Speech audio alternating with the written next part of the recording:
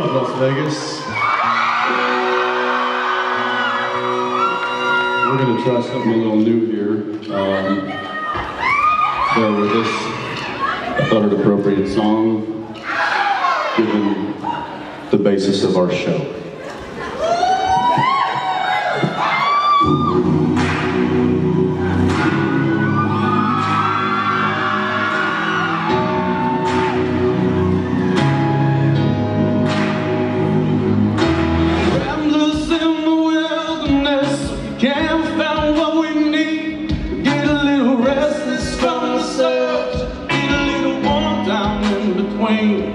Like a bull chasing the matadors, a man left to his own schemes. Everybody needs someone beside him, shining like a lighthouse from the sea. Brother, let me be your shelter. I could be the one you call. Brother, let me be your fortress.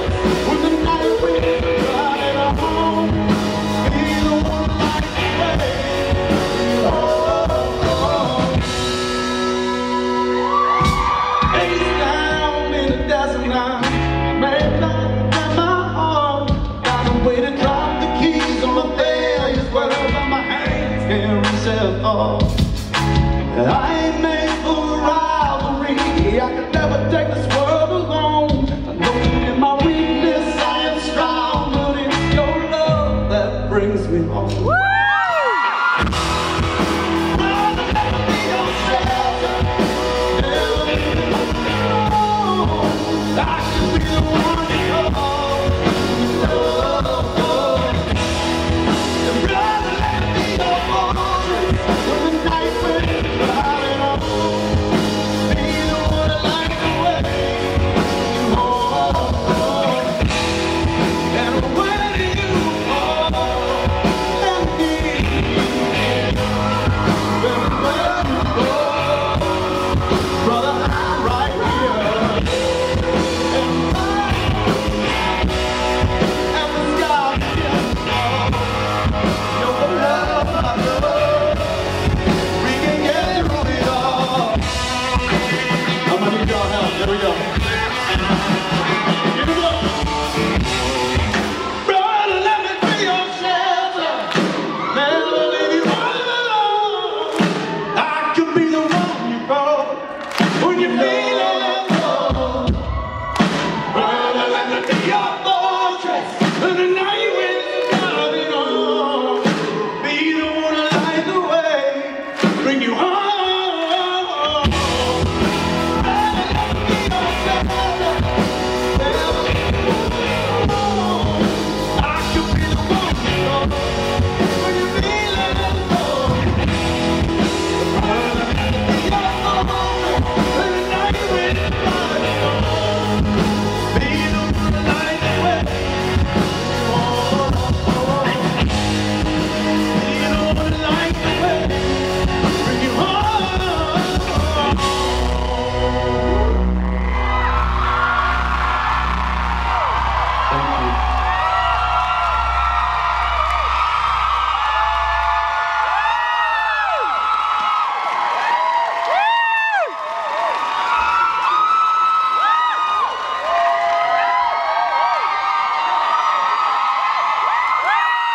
Hey, Jensen, will you stand up for one more song?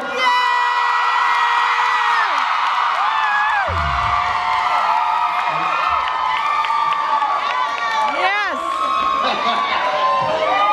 Adam, Mark, get out here.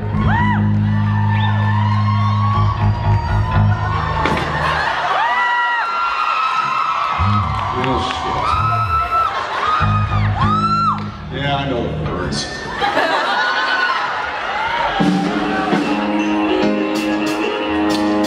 This is what we like to call an audible or blindsided.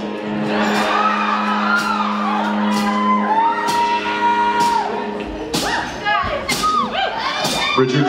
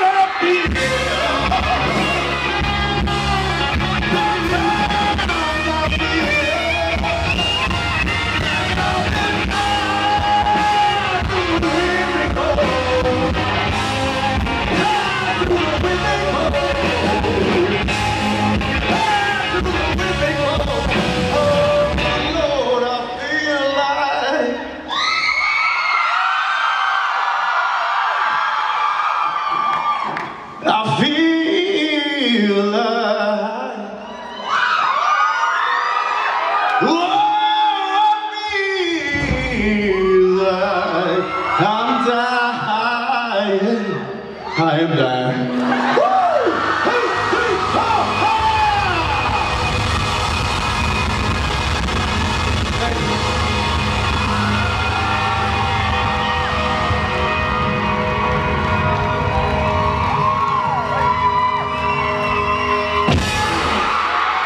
That's exhausting. I don't know how you do it, Robbie.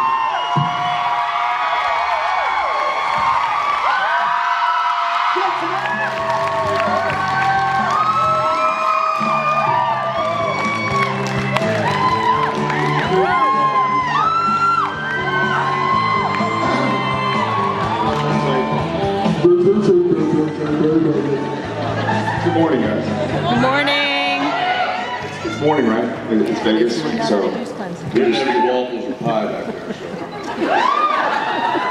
I'm not a juice How are y'all? cleanse. Are y'all using the juice cleanse? How do y'all know the juice cleanse? After I talked about it during your panel. She's got a lot of notes. Yeah, that was oh, Catherine, got it. Yeah, so I've never, those of you, That was torture. those of you who know me, any first timers? Welcome. I'm sorry to like get up here at 9 a.m. and talk about food and juices. For those that have known me for years and years and years, damn it, yeah. I eat a lot. I'm usually like this. I'm like the character Dean in real life. I'm just always eating and stuff. And so Ackles, for some brilliant reason, was like, hey, I'm doing a 5-day juice cleanse. You want to do one? I said, no. But I did. So bad on me. My mistake. It was pretty miserable. I just wanted to chew things. I was like, Jared, what are you doing? I was just, I need to chew stuff. So, and then what's really funny is I had my, this is boring. I had my life insurance physical on Saturday, where they did like blood and urine tests, and I was like, this is gonna be amazing. They're gonna be like, you're the healthiest person of all time. You have no protein in your system, you have no, because there was no Advil, but there's no coffee, so lots of headaches. He's wearing pink. Just like women power. Pink doesn't represent women, it's just a color. That's not true. True, that is not true. How are you guys? Are y'all feeling? How was the concert? Did I miss anything? No, you didn't. Yes, you did. I stood up on one of these boxes. That was kind of cool. That's a speaker. I gotta be honest. That's not a box. It's a I've speaker. never. It makes noise. Yes, that thing. It's a box. It's a box with a speaker in it. The shell is not the speaker. That is the box that encapsulates the speaker. San Diego. Agree to disagree. And I was like, I'm gonna jump up on this thing. That sounds like, and literally as soon as I jumped, I was like, oh, this is probably a bad idea. I don't know how secure this thing is. Probably very expensive. Yeah, it's fine. And then that's why I went over and was like, let me go try this one. Maybe this one's a little bit more secure. I don't know, whatever. I just spit talked. All right, before we talk about dumb Vegas stuff. That sandwich yes. is good. Stop eating sandwiches. So you were raised last night. Whoa. Drop it. You want a mic to drop? She goes, you were amazing last night, Jensen. So you need to specify who you're talking Then she goes like this. We know.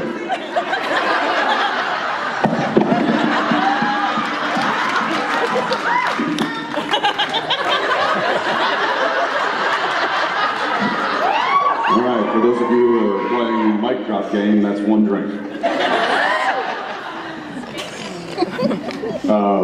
Thanks. So was he tender? Are there any minors in the crowd? Yes, let's just assume there are. Hey guys.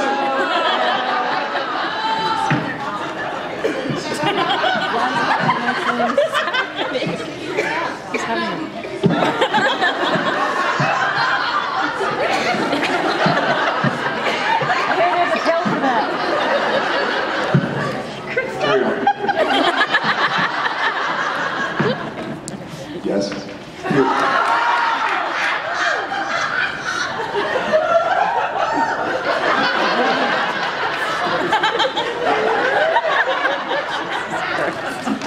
So you tell us more. I was just wondering. Sorry. When do we get out?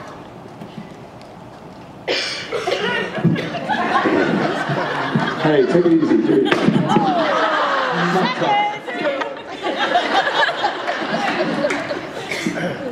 This is gonna be so nice. And it's only 9 o'clock. Her question was, Jensen, you were amazing last night.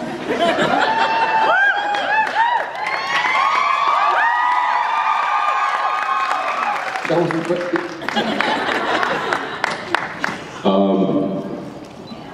That's 2 mic drops and 1 broken mic stand for those of you keeping count. And technically, the mic stand was in his possession when it broke. You all saw that, right? All the attorneys and the owners. True. Thank you. I don't know. These guys have an album. I recommend it. All right. Just to make y'all really jealous, my wife, her family had a piano that was like in the family for a long time, like a baby grand piano, and it's in our house. And so, 3 nights ago, a family friend's daughter was there playing the piano, and Jensen was singing Adele. And I have a video of it.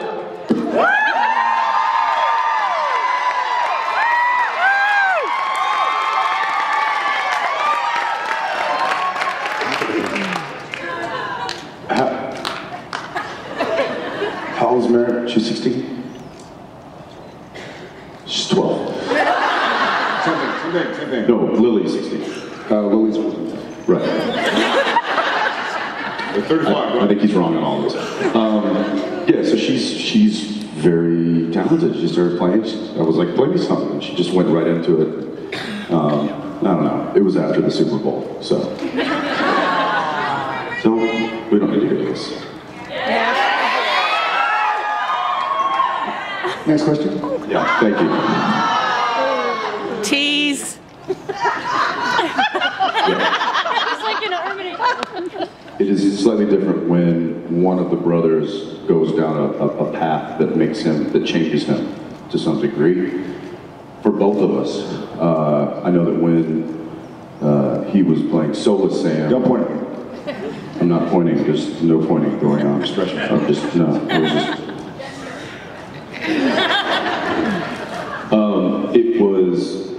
It was a little awkward for Dean to relate to Soulless Sam because that relationship wasn't there anymore.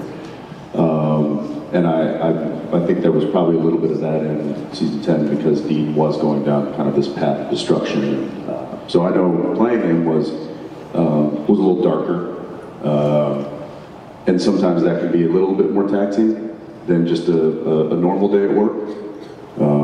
And it's certainly more taxing than doing an episode like regarding Dean that aired last week. Which, by the way, to interject, I recorded it, but one of the most fun times I've had on set was post-it note labeling. It was like, lamp, another lamp, piece of artwork. Did you see the coffee maker? It was like, coffee, don't touch, hot. It was actually coffee, no touchy, hot. So literally, like, I never, when they're setting up lighting and stuff, I always go back to my trailer and call my wife or go on the internet or watch TV or something. But in between takes, I was like, like coffee, no touchy, standing. So that was actually really very fun. And then I have this Adele video. But it's his turn to. Come on. It's not an Adele video. She's not even in it. Stupid. Agree to disagree. I'd say that, I don't know, for me the best place to eat in Austin is my kitchen. Yeah, go to his kitchen. Give a pen. 1, 2, 3, 4, Weston. There's so many things.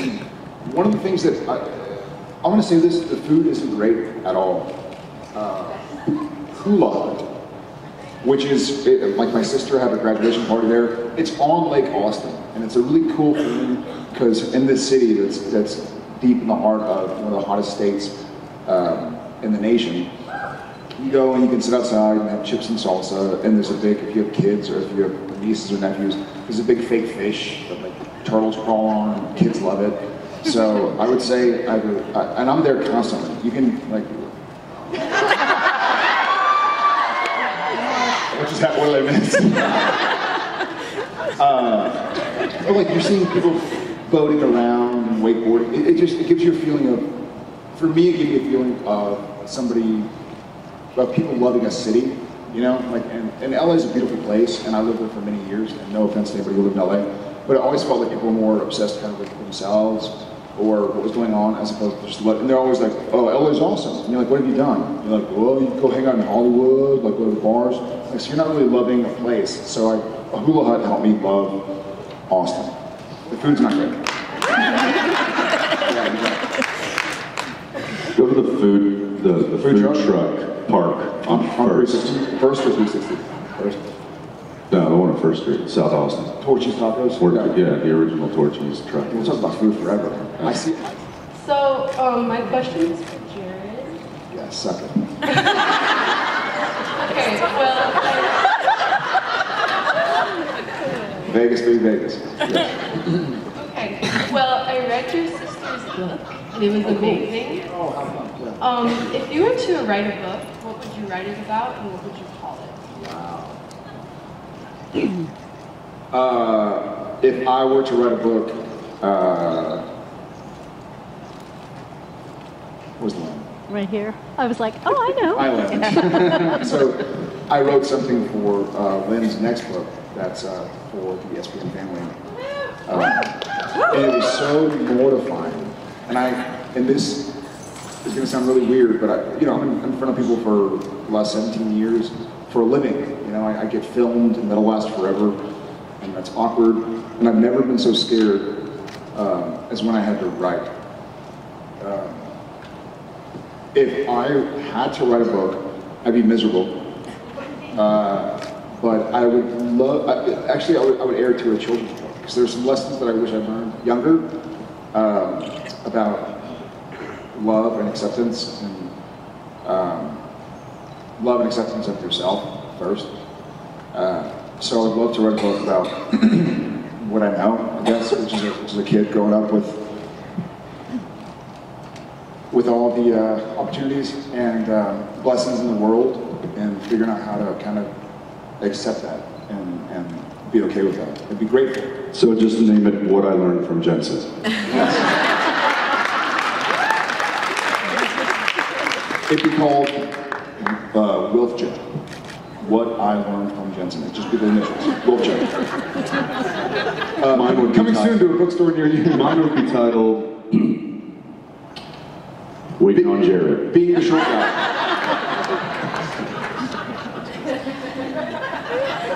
Life as a shrimp.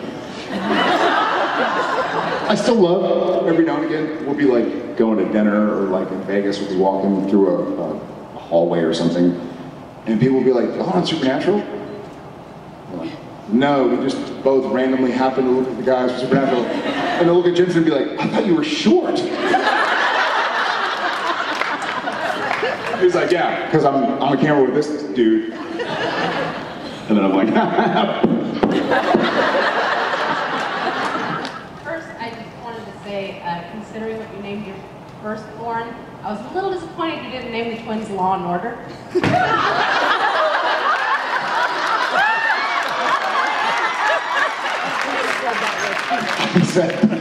because his firstborn is Justice J, right? And I was like, I think a cool name for the twins is Kindness Kim and Liberty Larry. So it'd be like JJ, KK, and LL. JJ, KK, LL, come here. All with like virtues. Not a joke. We literally talked about Law and Order.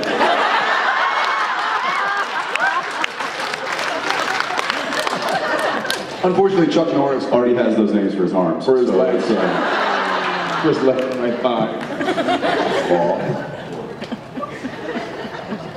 But the last year I talked to you guys a little bit about the face you make when you pretend to take a shot, and how that can like push you right out if somebody doesn't make that liquor face. That when you take a shot, pretend to take a shot of liquor. when somebody on screen drinks hard alcohol and they don't make a face, I talked about that it drives me last nuts year. too. And I was wondering if when you guys, those little attention to details, I think is what really makes this show. Well, that's not a performance thing. We just drink real alcohol.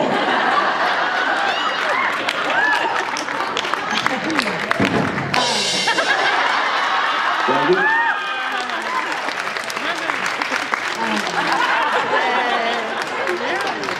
that attention to detail, I feel like, is what really makes this. You know, it makes you would rather watch Dean, you know, like angsting alone in a room because he's so much more engaged in that. It is. That's really what makes the show what it is. I feel like your guys' amazing attention to detail. Thank you. So I was wondering if when you do these like big, intense, angry or sad scenes, like is there any kind of like build-up you have to do for that, and is it ever hard to like come down from that like emotional charge when you do scenes like that? It's a good question because we've been living with these characters for quite a while, and I'd say some people, a lot of people do this, and I know I've been guilty of doing it, as is he, and that is kind of getting yourself worked up before you actually start the scene. Whether it's listening to music, whether it's thinking about something that can get you into that emotional space. The benefit of doing what we've done for so long is that we don't have to necessarily do that anymore, because we can dive right into it and allow the emotion to hit us during the scene. But yeah, I would say that there are some scenes or some storylines or some conversations. Have you ever listened to music for a scene? No. Never ever? No. I have once in my career. That's why I pointed to you when I was. Kind of just forget that they're Denzel Washington or Kate Winslet and just be in the moment. And so during the shooting, often, one of my really cool experiences in this life, thanks guys, was working with Peter O'Toole. And I had a scene, and I had a scene at the very end where my character has a very emotional scene with Peter O'Toole's character. And it was one of those moments where my mind was just gone to a place and I was still going. And he pulled me aside, and when Peter O'Toole, rest in peace, pulls you aside, you go aside with him. And he said something that was really, really meaningful. And he said, "Stop. Those aren't your tears. Those are Tom's tears. Save them for Tom." Because I was playing a character in Tom. And I was like, how cool. Like, how cool. You're right. These are not for Jared. These are for Tom, my character at the time. So it was really meaningful for a guy who, 8 Oscar nominations or something, Lifetime Achievement Awards, to go like, hey, I get it, you're doing a great job, but you're getting emotional right now. That's for Tom. That's not for Jared. Like, cry at home. It was a really cool way to go like, hey, buck up, We're telling the story for y'all, not for yourself. So if you want to cry, go talk to your therapist. I had a funny conversation last night with a guy. I was playing blackjack, and the guy next to me, I guess the girl he was with knew Gilmore Girls. Yeah, that's hilarious. No, but he was like, man, must be tough. Have you ever had to cry? And I was like, he was like, man, I couldn't cry. I was like, dude, I cry all the time. He was like, but you're a big dude. I was like, yep.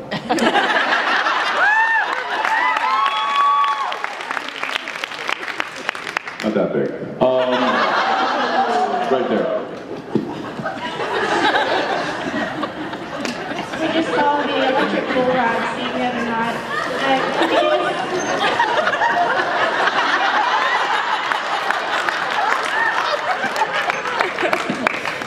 Could you give us some details on that? I'm sorry, but what? There was a mosquito in front of me. The electric bull ride scene. The bull ride scene, yes. Did you cheat and do that in slow-mo? Jared, did you take a turn on it? And will we see anything on the gag reel about it?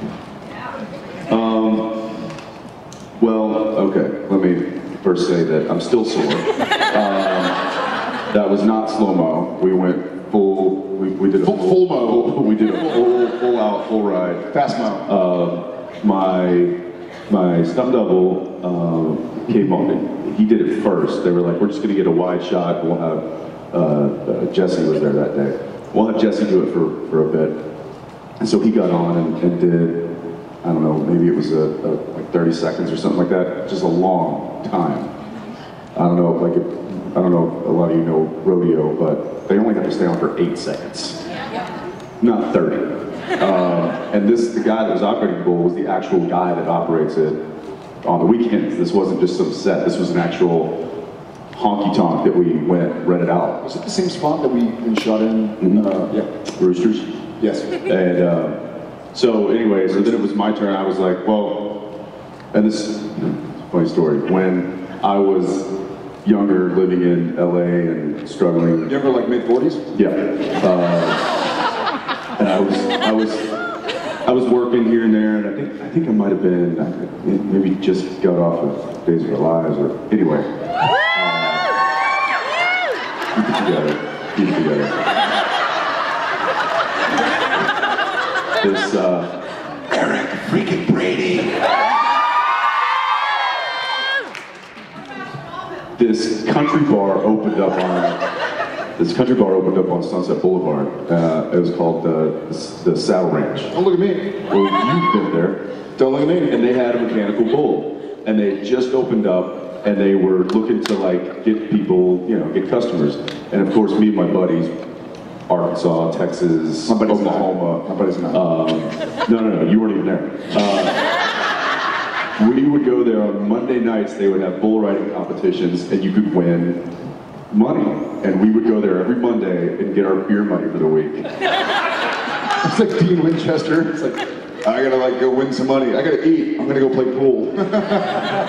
So anyway, yes, I did ride the bull several takes for a very long time, and I was very sore afterwards. And you'll probably see some of that in the gag reel, but it was going full speed, and it was not easy.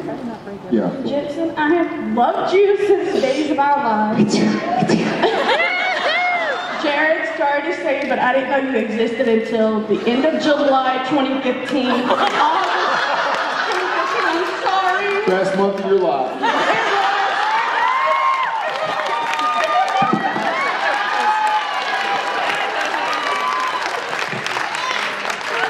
What month did you learn about Jensen? Oh my God, I grew up. Exactly. And she just knew. You don't find out about me, you just know. It's already there. You just can find it yourself. If you ever took some of the things we say and like put them on paper, we would sound like the biggest assholes on the planet. They're on to Jensen us. quote, you just know about me. Jared, best month of your life. I would hate me. I do hate me. I hate you. That's how I felt. This is my fault. It was my fault. They don't know you at first, right? So they're like, they don't know Jensen and Jared. They know the characters. So the crew would be like, all right, Dean, Sam. And we both walk towards Dean. And I was like, dude, oh yeah. It was a bit of a learning curve. They showed 72 hours with the crew Yes. and the crew and some of our executive producers and directors and stuff still mix up our names to this day, and we've been working with them for 12 years. So Kevin Parks. yeah, oh They yeah. call me Jensen. And I'm like, Kevin, dude, you know more about Supernatural than anybody on the planet. We've worked out for 12 years. And you call me Jensen? It's like, go. Twinsies. Yeah. Anyway, on that note, I'm gonna go give him some rest. He needs to sit down, take a breather, and we'll try not to break any more mics today. Thank you guys. We'll see you in a bit. All right.